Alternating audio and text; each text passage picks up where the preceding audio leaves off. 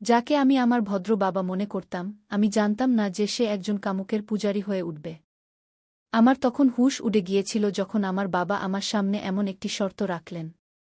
Hello বন্ধুরা, আমার নাম ঋতিকা, আমি এখন ২১ বছর বয়সী। আমার গায়ের রং ফর্সা এবং আমি দেখতে বেশ সুন্দর। আমি আমার শরীরকে সম্পূর্ণ ফিট রাখি, আমার বডি একদম চমৎকার। আমাদের বাড়িতে বাবা এবং আমার একটি ছোট বোন আছে। আজ থেকে ২ বছর আগে আমার মায়ের মৃত্যু হয়েছিল, তাই আমার বাবা নিজেকে খুব একা অনুভব করতে শুরু করেছিলেন। বাবার একাকিত্ব আমি সহ্য করতে পারছিলাম না কারণ তিনি খুবই বিষণ্ণ হয়ে পড়েছিলেন, কিন্তু তিনি আমাকে খুব ভালোবাসতেন। আমি বাবাকে খুশি রাখার জন্য সব চেষ্টা করছিলাম। কিছু সময় কেটে গেলে ধীরে ধীরে বাবার স্বভাবে কিছু পরিবর্তন আসতে শুরু করল। এখন বাবা আমার সাথে একজন বন্ধুর মতো থাকতে শুরু করেছিলেন। আমরা একে অপরের সাথে সব কথা শেয়ার করতে শুরু করেছিলাম, কিন্তু জানি না কেন বাবা আমাকে অদ্ভুত দৃষ্টিতে দেখতেন। একদিন জানি না বাবার মাথায় কি চলছিল, তিনি আমাকে বললেন, ঋতিকা, তোমার কি কোনো বয়ফ্রেন্ড আছে? আমি একদম ঘাবড়ে গেলাম যে বাবা এমন কথা কেন বলছেন, কিন্তু আমি বাবাকে না বলে উত্তর দিলাম যে আমার কোনো বয়ফ্রেন্ড নেই। তিনি আমাকে বলতে লাগলেন, ঋতিকা, তুমি আমার কাছে খুব সুন্দর লাগো, ঠিক যেমন তোমার মা দেখতে ছিল। এখন আমি তোমার সাথে যে অনুভূতি পাই, তা যেমন তোমার মায়ের সাথে পেতাম। বাবার এই সব কথা শুনে আমার হুঁশ উড়ে গিয়েছিল। এমন সময় সেখানে আমার ছোট বোন চলে এল এবং বাবাকে কোনো কাজের জন্য মার্কেটে নিয়ে চলে গেল। আমি বাবার সেই কথা শুনে হতবাক হয়ে গিয়েছিলাম। এখন ধীরে ধীরে আমি বাবার দৃষ্টি পড়তে শুরু করেছিলাম। এইসব ভাবতে ভাবতে কখন যে আমার চোখে ঘুম এসে গেল, আমি টেরও পাইনি। যখন আমি উঠলাম তখন দেখলাম বেশ অন্ধকার হয়ে গেছে এবং বাড়িতে কেউ নেই। সম্ভবত বাবা এবং আমার ছোট বোন এখনও মার্কেট থেকে ফেরেনি। তারপর আমি বাথরুমে গিয়ে গোসল করতে লাগলাম, এমন সময় বাবা এবং আমার বোন মার্কেট থেকে ফিরে এল। আমি তাদের কাছে গিয়ে কথা বলতে লাগলাম, তারপর বাবা বাইরে কোনো কাজে চলে গেলেন এবং আমি বাড়ির কাজ করতে লাগলাম। আমি সারাদিন বাবার কথা ভাবছিলাম যে তিনি আমাকে এমন কেন বললেন। এমন সময় আমার একটি সখী আমার কাছে এসে বলল, আরে ঋতিকা, তুমি কি ভাবছ? এতে আমি বললাম, না কবিতা, আমি তো কিছুই ভাবছি না। তারপর আমি তাকে জিজ্ঞাসা করলাম, কবিতা, কেউ কি অনলাইনে টাকা কামানোর উপায় বলতে পারবে? কিভাবে টাকা কামানো যায়? কারণ আমি চাইছিলাম যে আমি নিজে টাকা কামাই। এখন তো আমার পড়াশোনাও শেষ হতে চলেছে।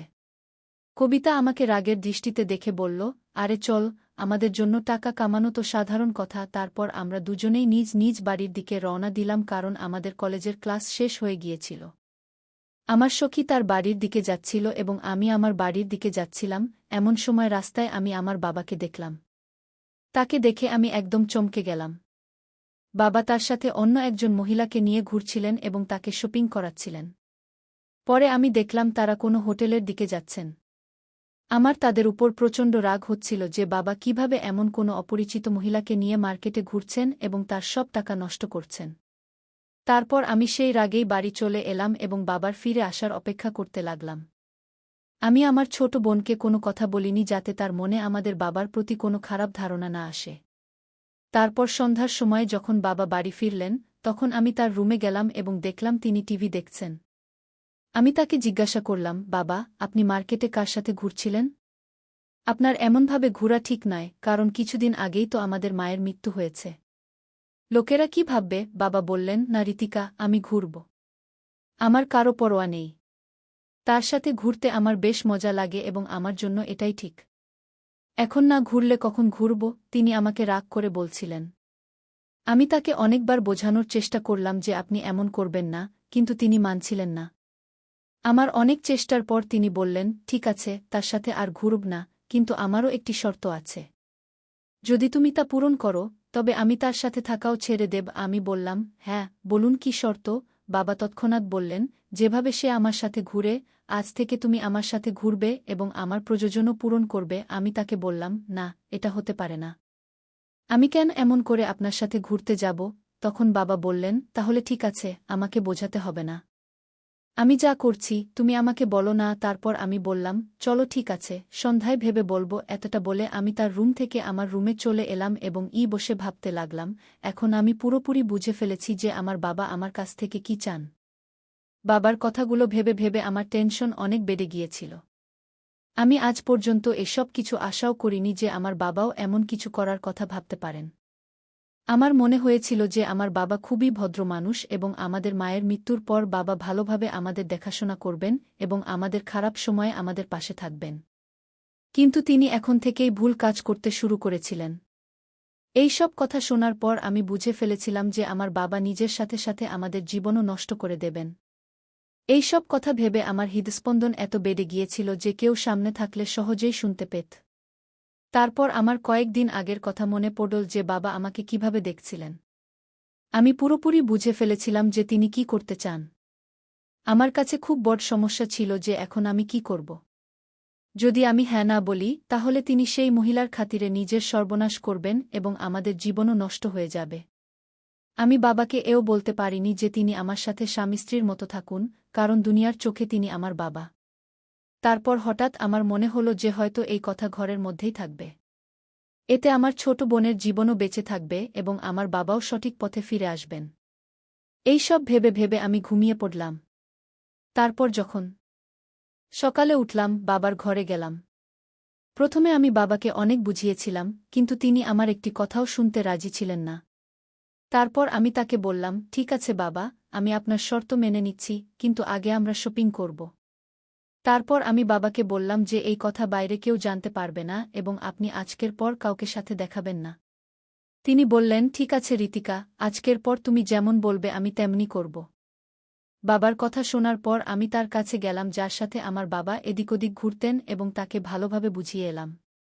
তারপর বাড়ি এসে আমি আমার ছোট বোনের কাছে গেলাম এবং নাস্তা বানাতে লাগলাম, কারণ আজ রবিবার ছিল, তাই আমাদের কোথাও যেতে হয়নি। তারপর আমি, আমার ছোট বোন এবং বাবা নাস্তা করলাম এবং তারপর আমি আর বাবা শপিং করতে বের হলাম। মার্কেটে গিয়ে বাবা আমাকে কাপড় কিনে দিলেন এবং নিজের জন্য কিছু কাপড় কিনলেন। সাথে আমি আমার ছোট বোনের জন্য একটি ড্রেস কিনলাম। তারপর শপিং করে আমরা একটি রেস্টুরেন্টে গেলাম এবং সেখান থেকে খেয়ে বাড়ি চলে এলাম। তারপর সন্ধ্যা হতে না হতেই আমার বাবা আমাকে বলতে লাগলেন, চলো এখন তোমার শর্ত পূরণ করো। তখন আমি শর্ত অনুযায়ী আমার কাজ করতে লাগলাম এবং বাবার সব কাজের খেয়াল রাখতে লাগলাম। সেই দিনের পর থেকে আমি বাবার সাথে একদম স্বামী স্ত্রীর মতো থাকতে লাগলাম। আমি বাবার একদম স্বামীর মতো যত্ন নিতাম এবং তিনিও আমার একদম স্ত্রীর মতো যত্ন নিতেন। তারপর আমাদের জীবনে যা হওয়ার তা হয়ে গেল। এখন আমার বাবা বেশ খুশি এবং আমিও পরিস্থিতির সাথে তাল মিলিয়ে বদলে গেছি এবং নিজেকে খুশি রাখতে শুরু করেছি। এখন আমার বাবা অনেক বেশি সঠিক পথে ফিরে এসেছেন। তিনি কারো সাথে ঘোরাফেরাও করেন না, শুধু অফিসে যান এবং বাড়ি এসে আমার সাথে একদম স্বামী স্ত্রীর মতো থাকেন। এইভাবে আমরা সবাই খুশি খুশি আমাদের জীবন কাটাচ্ছি। আপনারা সবাই আমাকে ভুল বুঝবেন না, আমাকে বাধ্য হয়েই বাবার সব কথা মেনে নিতে হয়েছিল। কিন্তু এতে আমার কোনো ক্ষতি হয়নি, কারণ যদি আমি বাবার যত্ন না নিই তাহলে কে নেবে? প্রায় 5 মাস পর আমার চাকরির জয়েনিং লেটারও চলে এল এবং আমি সেখানে চলে গেলাম। এখন আমাদের পরিবারও ভালোভাবে চলছে। আমাদের বাড়িতে সবাই খুব খুশি।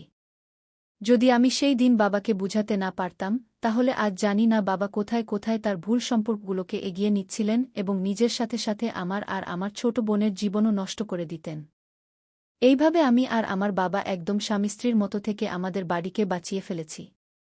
আর আগের কথা তো আপনারা বুঝতেই পারছেন, সেটা তো আপনারা সবাই জানেনই।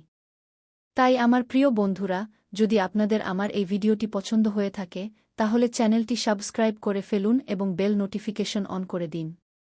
একটি সুন্দর কমেন্ট করে জানান যে আমার গল্পটি আপনাদের কেমন লেগেছে। কাল দেখা হবে আরেকটি ভিডিও নিয়ে। ধন্যবাদ।